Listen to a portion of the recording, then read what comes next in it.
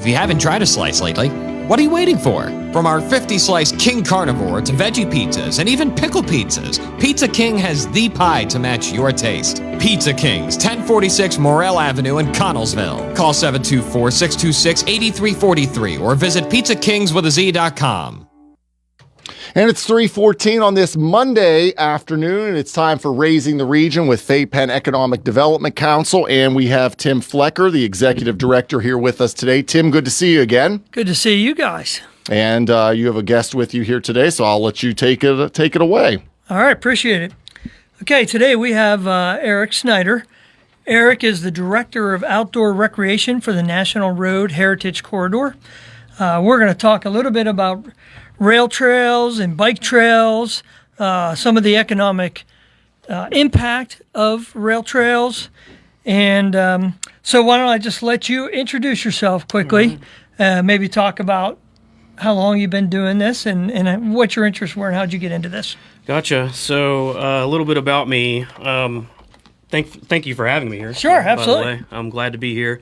So I've been in the outdoor recreation sector for roughly 10 years now. Went to WVU, graduated from their Parks and Recreation program with a Master's of Science. Cool. And that was a focus with outdoor recreation and trails. And kind of what got me into it, just kind of hiking on a trail one day, and I was going fishing and saw this pack of people on a bike, a ton of bikes go by, and then later that night, I go to the brewery and see those guys there, and I'm like, man, there's something to this. You know, this is getting people into the community, and this is something I want to be a part of. So went to WVU and kind of worked with the state park system in West Virginia, worked on the ATV trail system in southern West Virginia, and really saw the positive economic impacts and community impacts that trails really help in the Appalachian region with. And that's kind of what brought me up here. I saw the Gap Trail, and I saw what was going on the Sheepskin Trail, and luckily enough, the National Road Heritage Corridor kind of gave me a platform to support the community and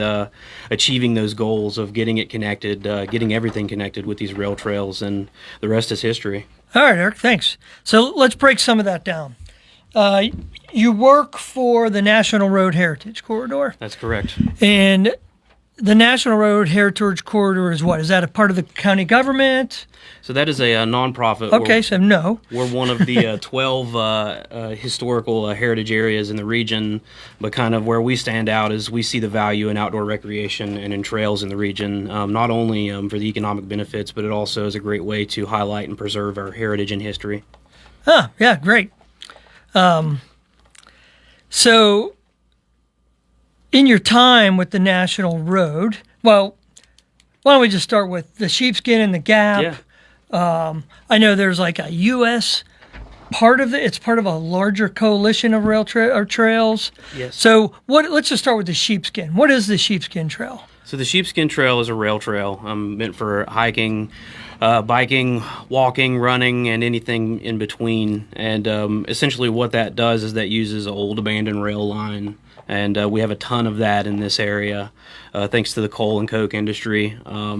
We've got a lot to work with here. And the Sheepskin Trail is a 34-mile corridor, roughly, and it connects the Gap Trail up in Dunbar there near Connellsville, all the way down to Point Marion, and then that also connects into the Mon River Trail system. So Okay. we're working with a big network here. So I'm a user of the rail trail. I love it. I've ridden a good majority of the rail trails down in Morgantown. Yeah. I've ridden all the way up to Point Marion. So I'm familiar. If anybody hasn't, there's you can ride basically from downtown Morgantown to Point Marion today. Absolutely. And it's a gorgeous ride.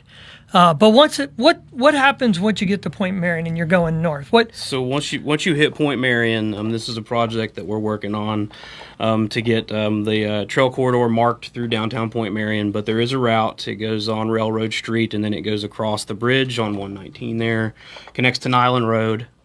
And Nyland Road is the road that's just north of Point Marion. You got it. That kind of runs on the north side of the You got it. Yeah, Cheat runs River. parallel to the Cheat River. Right. And there's about a mile and a half out there, and then an extra floating mile, which is supposed to be connected here in the near future with a bridge. So that'll be a couple of extra miles out there, and we're working on meeting in the middle, in Fairchance as this other the northern end and Dunbar kind of works its way down. Okay, well, why don't we just walk through what is done, Yeah. what is going to be done soon, and maybe what is, what's the longer term pieces of this? Absolutely. I'll speak on the limited knowledge that I know, because I know the county commissioners and the Right. county parks and rec, they're doing a great job with it. Yeah. And there's a ton of behind the scenes work going on.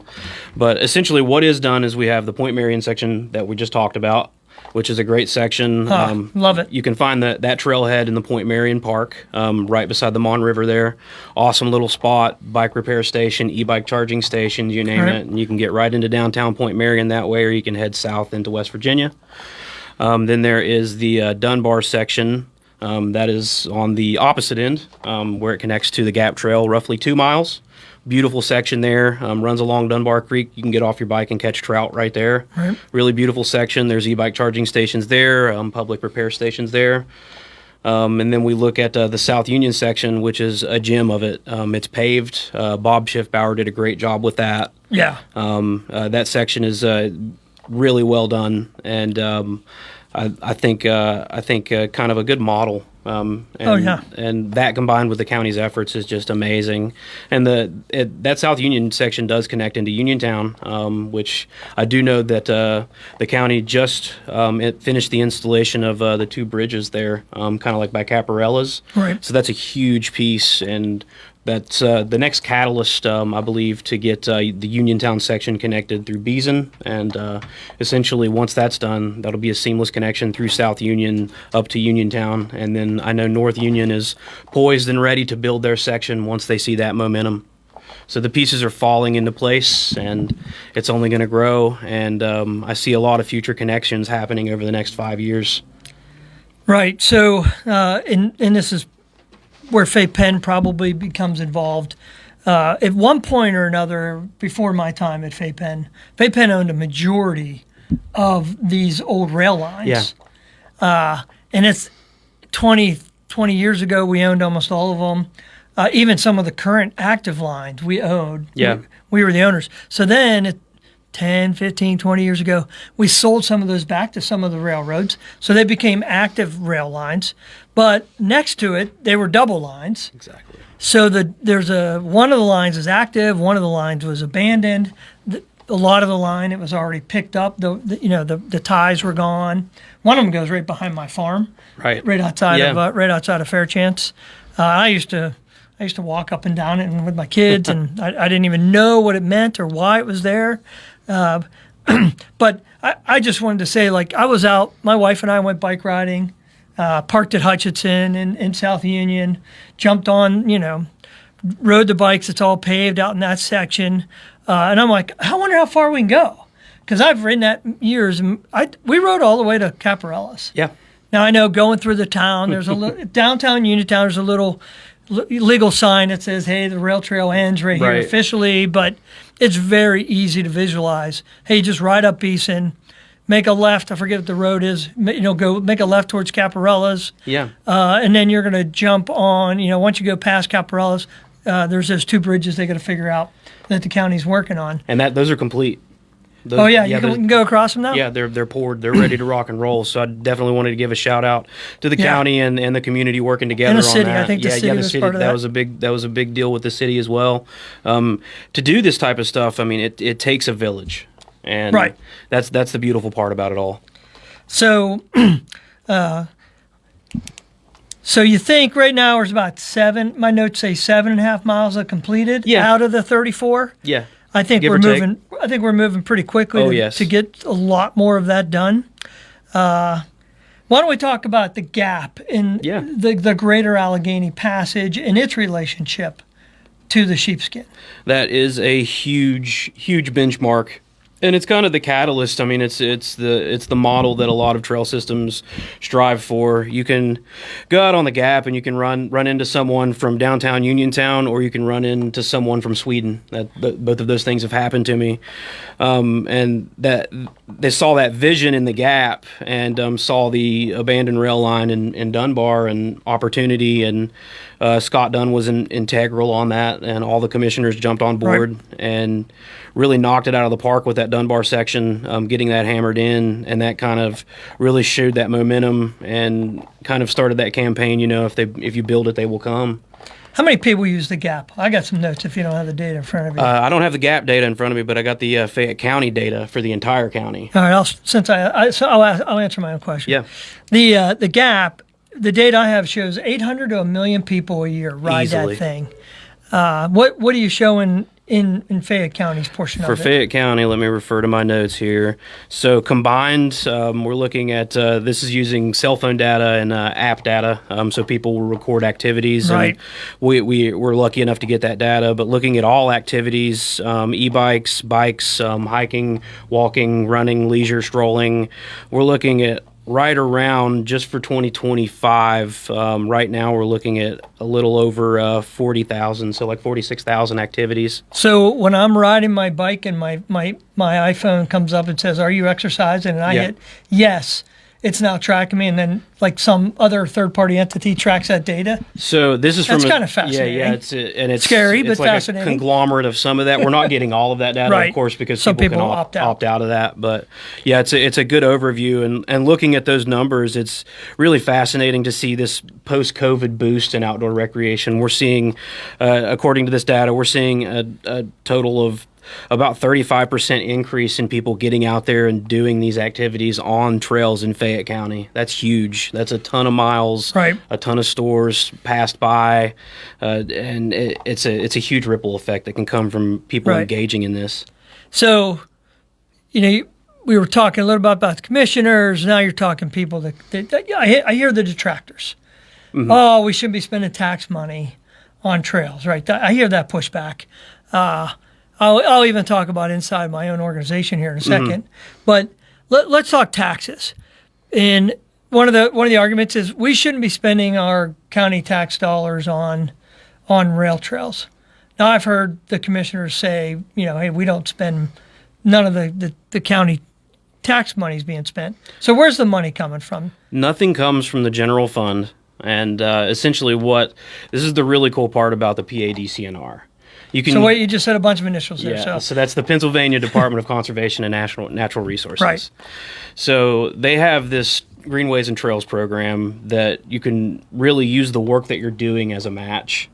So a lot of the times say, all right, the county has helped install these 2 bridges. They're going to use that as a match for funding whatever section is next. And then also the funding that they're getting comes from the C2P2 grant.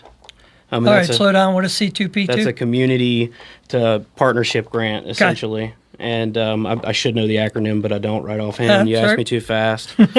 And I don't know it either. So. It's a very powerful grant system, and it's all earmarked specifically for trails. Right. And now that has a 1-to-1 match, and like I said, that can be an in-kind match. So the county offering its services to install trails, to install bridges, counts as that match.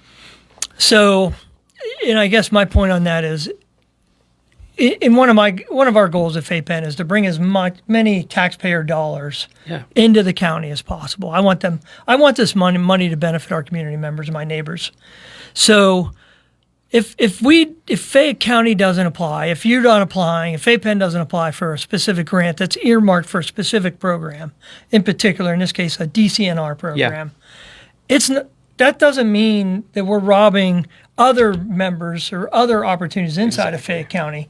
That just means Fayette County's not going to get the money. Exactly. It's a use it or lose it situation. Right. It's going to go to Philadelphia. It's going to go to Erie. It's specifically earmarked for that. You can't use it on sewer lines. You can't use it on roads. Right. It is specifically for recreation and trails. And that's where I get somewhat frustrated sometimes because I hear people say that. I'm like, well, that's not how it works.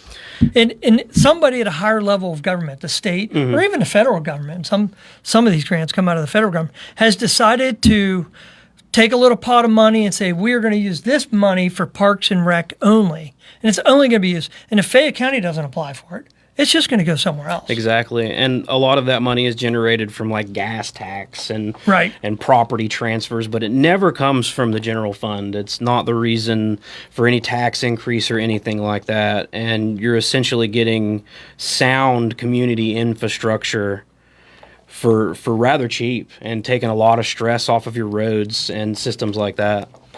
So I'm going to talk about Fay-Penn's involvement in this a little bit now. So about, I would say 4 or 5 years ago, I was a board member at Fay-Penn before I became the executive director, and there was a debate about how much should we be supporting these rail trails and the rail development. And I was one of the advocates.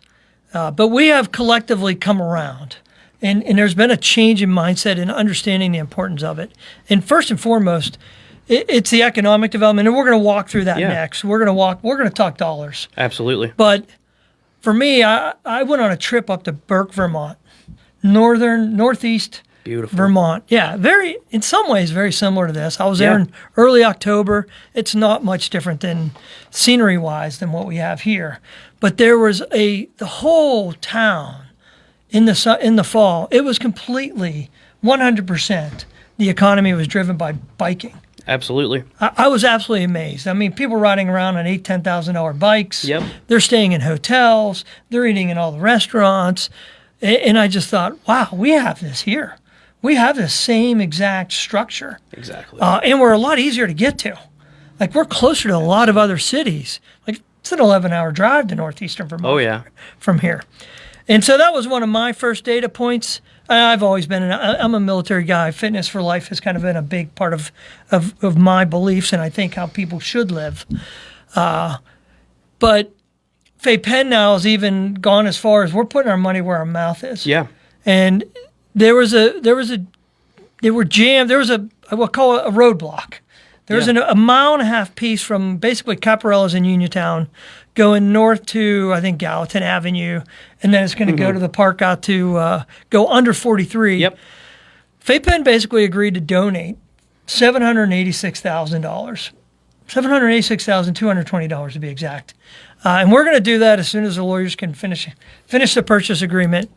And we're basically donating that to North Union to purchase this abandoned rail trail. That's huge. And we'll be able to use that money to apply for more grants, like you were talking about the match, because that is not public money. That is we are a private nonprofit. And we're run by a bunch of business people, and these business people don't like to throw money away. Exactly. But they understand the intrinsic value. As I've now talked to larger companies, oftentimes, ironically or purposely, I'm not sure, but a lot of our business parks that Fay-Penn has developed runs very near the sheepskin. Absolutely. And we bring that up all the time, like, hey, there's going to be a sheepskin trail there. And inevitably they go, wow, that would be great for our people. So for Fay-Penn, it's become, hey, this is actually becoming a workforce issue. Like having that sort of ability for people to enjoy these things. Go out and go for a walk in the middle at lunchtime. If you go out into the Fay-Penn Industrial Park, where my wife has a business now too, people were walking out there on the bike. They're just trails through the industrial park. But if there was a bike trail, people would do that too. Absolutely. And that helps people live here. It's a better quality of life. So let's get into this quality of life real quick. Yeah. Some of the stats. Absolutely. You got any metrics for us? So looking at that, you've got some of the same numbers that I do here. Let's rip through them. But I'm going to kind of zoom out, like look at the big picture, like on a national level here. Looking at like big companies like Walmart. Mm-hmm. Their home office was in Bentonville, Arkansas, kind of smack dab in the middle of nowhere. And at the time, that was, I think, where the original Walmart started. Don't quote me on that, but sounds right. Essentially, they wanted to track tech guys to work at their office, their main office, to support whatever they've got going on there, but they could not get anyone to come to that town. So they looked and did a bunch of research and noticed that a lot of the tech folks are into cycling, either mountain biking, gravel biking, or rail trail riding.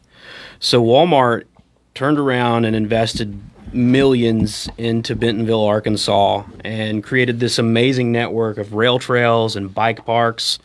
And lo and behold, it attracted these tech guys to come and move to Bentonville, Arkansas. And not only that, it boosted that tourism to generate roughly $137 million annually, which is really cool to compare to the Gap Trail, because as a lot of people know with the Gap Economic Study, the Gap generates roughly $121 million. Right.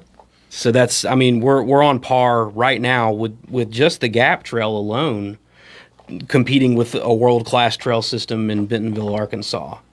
Do you got any examples of businesses that are benefiting from the Gap through Fayette County at the time? Absolutely. I mean, you can take a great look at Ohio Pile. Right.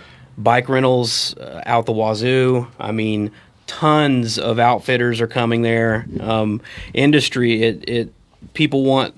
The big key factor is people want to find a place where you can live, work, and play, and Ohio Pile is a shining example of it. And this region is, because that the trail really brings in this aspect of community connectivity. And not only, I mean, would you rather bike to work in the summer when you can save gas? I mean, there's so many offshoots and facets where my brain's firing off right now. I mean, mine too. Exactly. There's so much that can come of it. It's not just a trail. It's sound infrastructure that connects our communities and provides a much needed attractant for industry, because not only are we going to attract like these bigger industries that are looking for quality of life for their employees, but we're connecting to the community in a sense. Looking at the cell phone data, people not only use that trail for leisure, it's to commute to work. Right. Yeah, that'd be cool. That's what my wife and I talk about that. She could ride her bike to work. I was going to talk real quick about the impact on housing. Yeah. So Fay-Penn's been studying not everybody, but we've been studying housing. We have a housing shortage in Fayette County, and there's a housing shortage across the United States.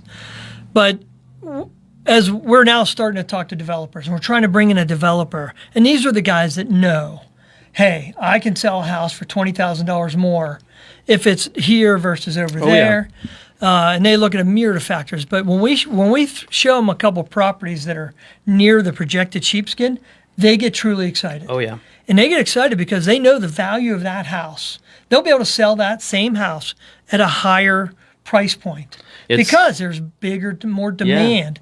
Yeah. People want that amenity. It's known. It's a proven fact. It's listed in the Gap Trail study and several other trail studies that trails are known to increase property values by 5 to 10%. Oh, yeah. I wouldn't doubt that one bit.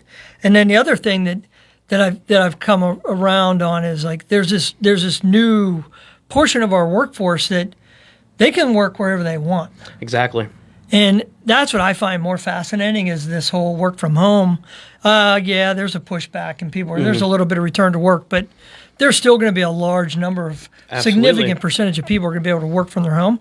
So people are choosing where they want to live, not based on where they work, but where they want to live. Yeah. And I think a rail trail, a bike trail out someone's backyard, being able to take your dog for a walk along those things. Absolutely. It's immensely valuable. And that's how we're going to get tech workers and whatnot of higher incomes to come move to Fayette County and increase our taxes and increase our overall quality of life. Absolutely. All right. So beyond direct spending, how do these trails help other communities? And we might have already jumped into some of that because I jumped ahead of myself. But hey, let's talk maybe about spending patterns. Yeah. Because I love that data too. Absolutely. I'm a numbers guy. I've got some data. If you don't have it, I'll share. Yeah. But talking about, hey, what's the average day user spend? what's the average person does an overnight trail ride? So what you want to see is that overnight retention. I think looking at the gap data, it's roughly $24 a day. Yeah. And you're looking, if someone stays the night, that exponentiates quite a bit to around $125 to $150, Yeah. depending on where they're staying. Yeah, I see a time when, Morgantown's a pretty popular population center. And I ride my bike and hike on those trails down there. So I see these people out, and there's a lot of them. Oh my gosh, yeah. On a Saturday morning, you got WV. Now they can take a bike, ride somewhere up to Sheepskin. They could stay in Fairchant or downtown Uniontown or make it all the way to Connellsville. And they're going to spend the night. They're probably going to grab a dinner, probably going to have a couple drinks. That's truly economic impact. So I'm excited about that. Absolutely. When we can actually get that vision fulfilled someday. It's the ripple effect, and it's really cool to see. I spent a lot of time in Morgantown, as you know, went to WVU, and seeing that rail trail system grow and seeing the impact that it's had on the community is exponential. From bike shops popping up to bike groups popping up. Right. I went on a ride recently with the country road cyclists, and there was 30 people strong on that ride. That's cool. And we all stopped for a nice cold craft beer and a bunch of pizzas at a local restaurant, and that money goes a long way. The waitress gets tipped, and she goes and spends that money, and I mean, it exponentiates and it ripples out from just that first step onto the trail. Exactly. How about one of the questions I had is what are some of the challenges with the trail? The challenges, the biggest challenge, is kind of getting everybody on the same page. You want everybody to work together and kind of rise that tide together and ride that wave. It's challenging. It crosses multiple municipalities. Exactly. Like you mentioned, we mentioned the city. You mentioned Dunbar. I mean, so you got everybody. There's a lot of different political entities involved, and nonprofits. I imagine. And another thing is, like the strenuous title searches that the county is really not knocking out of the park. That's a lot of the behind the scenes thankless work because it's not that tangible, and having to look back into the 1800s to find the title and then deal it out with the entities that are involved with that is the difficult back end stuff that holds up the construction. The construction for relatively it's relatively the easiest part of it all. Right. No, I agree. The legal aspects, rail banking, exactly, understanding how unfair railroad law was written in the 1840s. Exactly. It's kind of a crazy thing. Very biased towards the railroad companies. When you dig into it, but hey, it's what it was. We got a few more minutes. I definitely want to talk about the town hall event coming up. Absolutely. Is there anything else you want to cover? Future and Gate Vision? I think that we're in a great region for this. We have all of the ingredients for that successful pie, and I think all of these heads are starting to come together around the table, and it's only going to get better, and we're moving at lightning speed right now. Yeah, there's a lot of great things coming down the pipe. Fay-Penn's involved in a few other deals that I don't want to go into too much just yet because we haven't wrapped them up. But we hope to be a part of this. And I do want to share that this Friday the 13th, but don't be scared, from 11:30 to 1:30, the Chamber of Commerce, the Fay-Penn Economic Development Organization, the Fayette County Department of Economic Development, and the Redevelopment Authority of Fayette County, we host this quarterly open town hall where we discuss issues, hopefully contentious issues, and we bring in people to have these debates. Yeah. We've had one already on data centers. The second one we had a couple months ago was about housing. And then this Friday, we're going to talk about trails in the local economy. It's, again, Friday, November 13th, between 11:30 and 1:30 p.m. The location is the Penn State Biomed Building, Building 101. The event's free with a box lunch, but you got to RSVP to the chamber if you want a free lunch. A talked about who's hosting it already. We're going to, the sponsors are the National Road, so thank you, Eric. And also, we're going to have keynote speaker is going to be Dr. Nathan Rayner. He's the Director of Outdoor Rec from the Commonwealth of Pennsylvania. Nathan is so passionate about this. I love hearing him talk. And kind of like a caveat to that, Nathan is the director of this new Office of Outdoor Recreation. They believe in this region so much, they announced that in downtown Connellsville on the Gap Trail. Right. So, Nathan's coming here. He's a big believer. He also is the guy that has some influence on where these grant money comes from. So we're going to try to roll out the red carpet and show him what a great plan we have, and then see how far the state can help us and what other funding sources he can bring to bear. Absolutely. All right. So, any other future envision? So I'll share that I feel that we need to get the sheepskin done. Oh, yes. I get really frustrated when I look back and see these plans from like 1999, and I'm like, darn it.